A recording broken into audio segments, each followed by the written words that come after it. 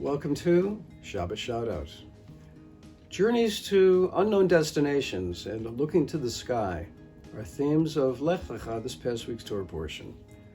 Avram Avinu, Abraham, had a goal to discover and create a relationship with a creator that he knew existed, but that his generation ignored. Avraham responded to Hashem's promise of great reward by saying, "See, you haven't given me offspring," the Torah says.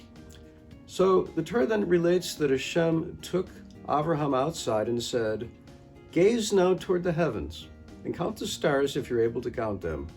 And Hashem said to him, "So shall your offspring be." Why would Hashem ask Avraham to count the stars? And if Hashem's message to Avraham was that his offspring would be numerous, why didn't he simply tell Avraham that his offspring would be numerous, as the number of stars in the sky, or use some other metaphor? One of my least favorite things as a child was when my mother would take me to buy shoes. I don't know if it was a little boy thing or if it was just me, but being taken to buy shoes was a particularly bothersome experience. First, going to buy shoes meant that I couldn't play ball, ride my bike, and go outside with the rest of my friends. And then there was the shoe salesman. How does this shoe feel? How does this shoe feel? Please walk down the aisle and tell me if it pinches. And then the salesman would pinch my toes through the shoes. Shopping for shoes was definitely not my idea of fun. But there was one good thing about shoe shopping. The store gave away balloons. When I was a kid, like most kids, I loved balloons. One day at the shoe store, I noticed a picture frame on the wall. Inside the frame was a deflated balloon and a letter. It seemed that a store balloon escaped the grip of a child once and sailed far away, all the way, incredibly, from Chicago to England.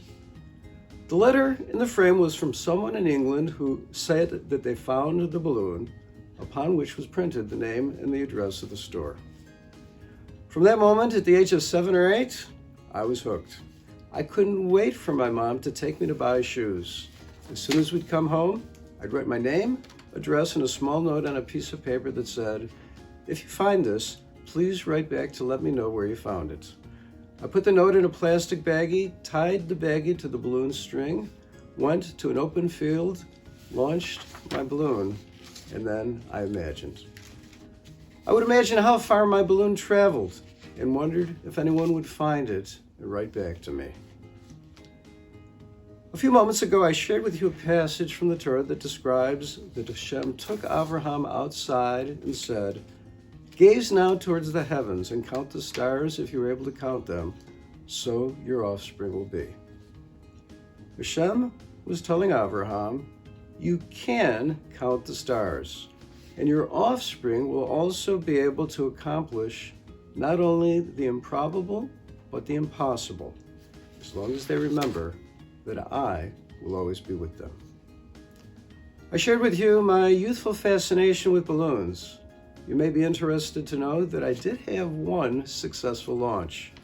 When I was 11 and living in suburban Chicago, I received a letter from someone in South Bend, Indiana, that my balloon was found. I remember the thrill of receiving that balloon as if it was yesterday.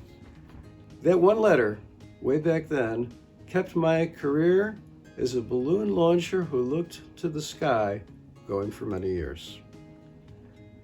As humans, we have the capacity to think about the purpose of our lives and make decisions in accordance with our understanding of what we're here for. Identify your skills and your talents and look to the sky and seek your destiny. Good Shabbos.